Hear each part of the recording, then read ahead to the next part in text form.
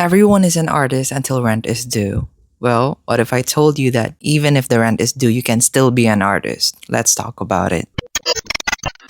I really think that back when we were kids, we already knew what we want to be and who we want to be because it somehow manifested. For instance, if you were the type of kid who vandalized your walls at home, then now maybe you're into painting, into sketching, or when your parents bought guitar and piano toys for you, and now you're a musician. Do you know who I'm talking about? I really don't know who.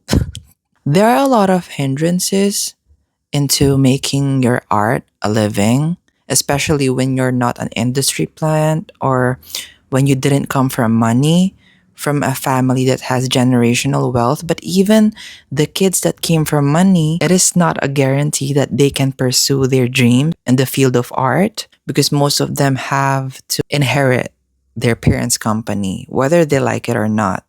But in this podcast episode, I really want to talk about us normal people who has to work, who has a 9 to 5 and all that. When we were kids, we subconsciously knew what we want to do in life. It's just that maybe there's financial pressure.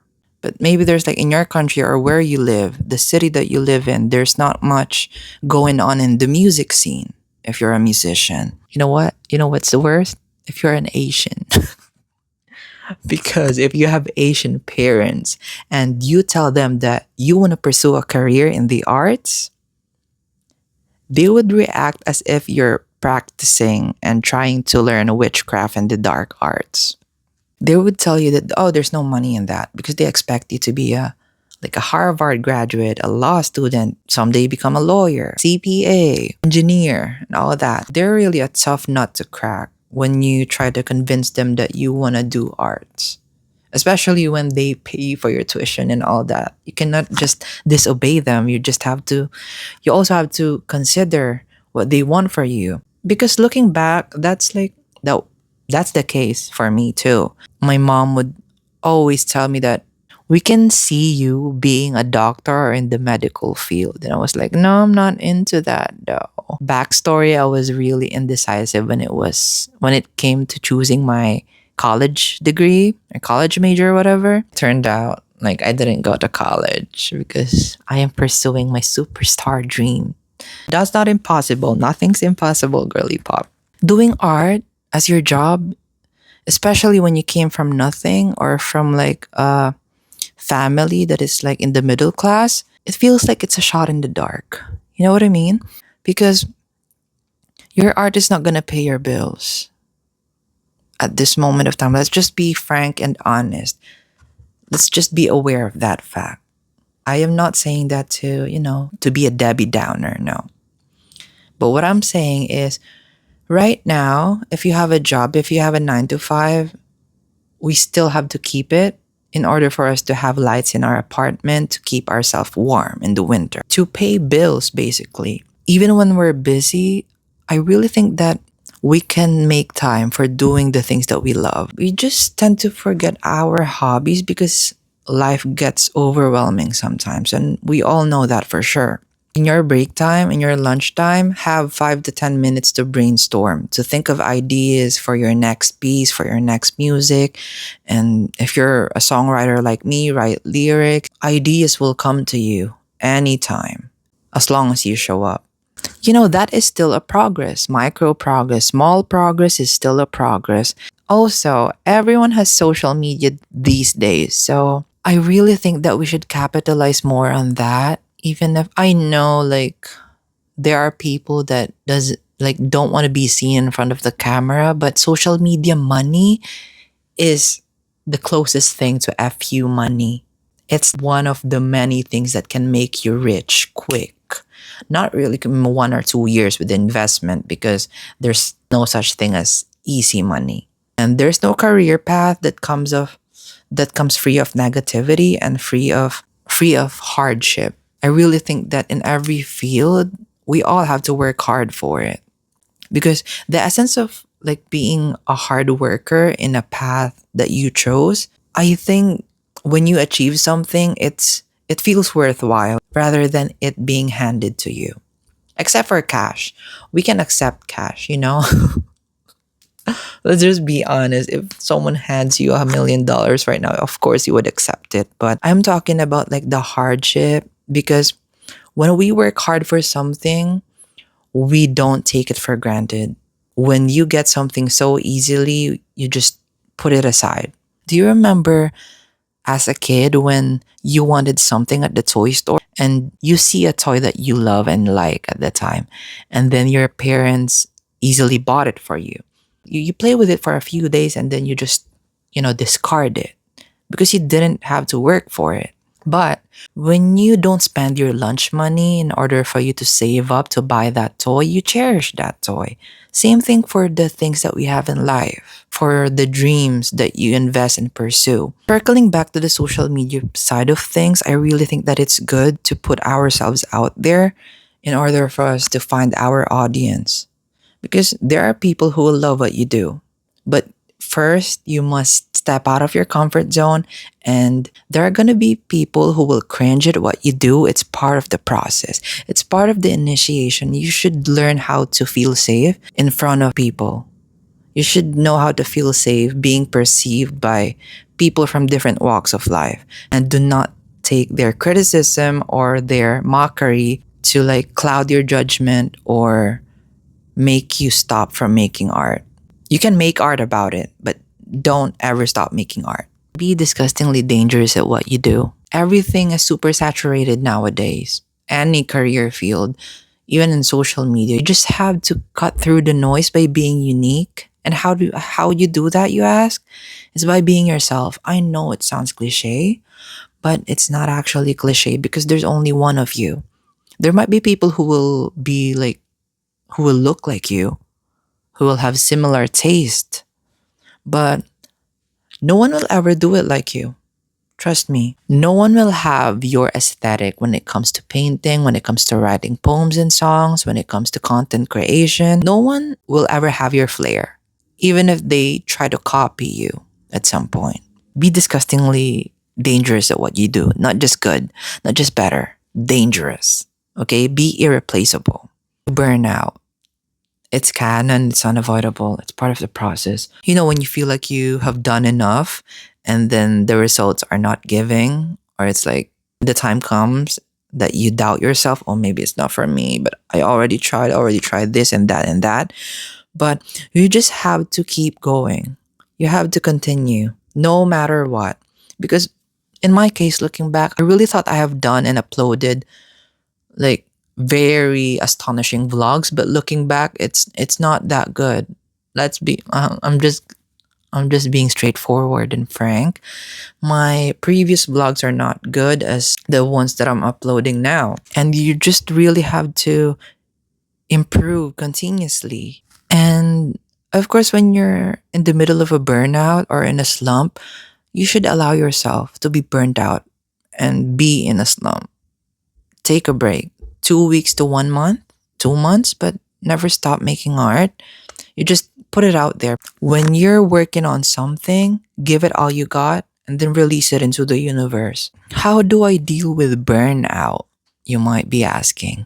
I don't deal with it because it's also important to have a lot of hobbies, but it's also dangerous at the same time. It's a double-edged sword. I don't know if it's the Gemini in me that makes me indecisive because I want to write a book. I want to release songs. I want to write songs. I want to play the guitar. I want to make some bracelets. I want to be a booktuber. I want to be a movie critique. A lot of things, like a lot of hobbies. But I really think that we should concentrate and have focus on what we want to do. Having a lot of hobbies is actually good, but don't let it distract you from your sole purpose. Speaking of sole purpose, if you don't know your sole purpose in life, circle back into childhood. What was the thing that you like and love doing and something that comes easily for you? In my case, it's songwriting. I can write a song on the spot. Give me 5 to 10 minutes, I can finish a song if I really wanted to. My parents were not so approving of the art direction in my life because I once told them, oh, mom, I really want to be a movie director. And she said that, oh, there's no money in that. You're gonna waste my money for your tuition and you're just gonna study film or fine arts or whatever. And she was valid. My mom's reaction was valid at the time because I really didn't know what I want in life, let alone choosing my college degree. So that's that. But now it's really clear to me. God and the universe didn't put that big of a dream inside you if you're not meant to achieve it. And I really think that, I have to learn step by step. In life, if you're given the chance to take the stairs because along the way, the universe will teach you various lessons and things that you need to unlearn and the traumas that you need to be resolved, the traumas that you need to process. There's your light side and there's your dark side. Your dark side is where your trauma lies, your bad habits, your bad impulses, maybe you have anger issues and control issues. Everyone has a dark side, and I really think that it's important for us to confront it in order for it to not be our enemy. Instead, we will have our dark side to work for us, tame it, and accept it for what it is. Our dark side is part of us. Our dark side comes out when you're offended, when you're angry because someone really did nasty things to you. Have it in moderation and regulate it because it's always going to be a part of you.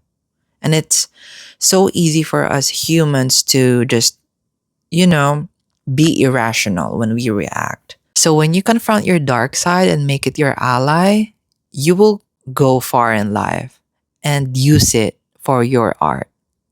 You should ask yourself, what are your talents? What are the things that come easily for you to do and it's hard for others?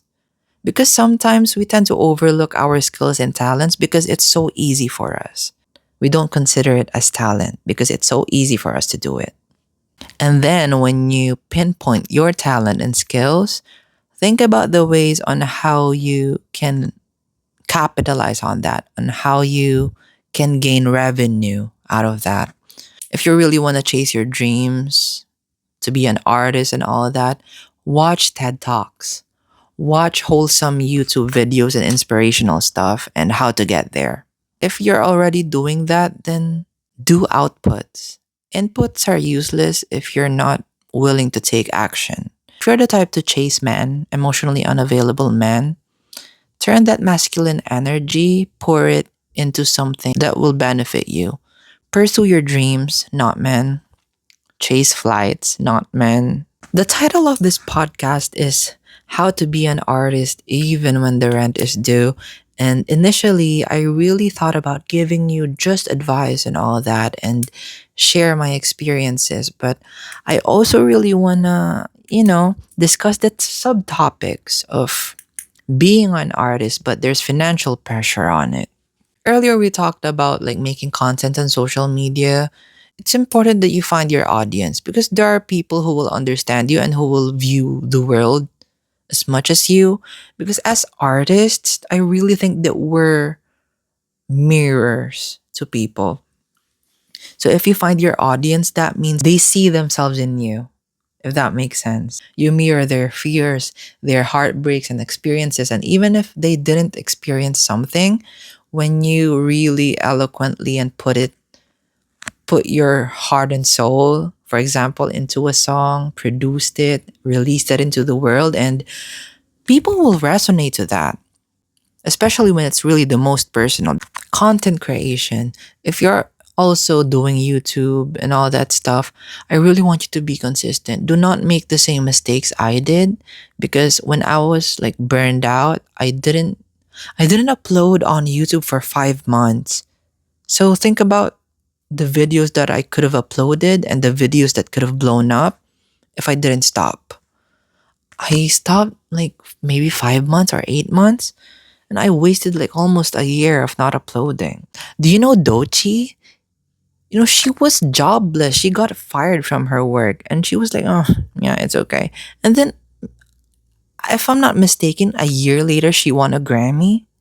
How cool is that? It's so magical, right? And Van Gogh, his work weren't really appreciated in his time. But I'm not saying that when you leave the earth, that's when your art will be appreciated. I hope not, but you get the point. It's like it's never too late for your art to be noticed and appreciated. This is a very short episode of the pod.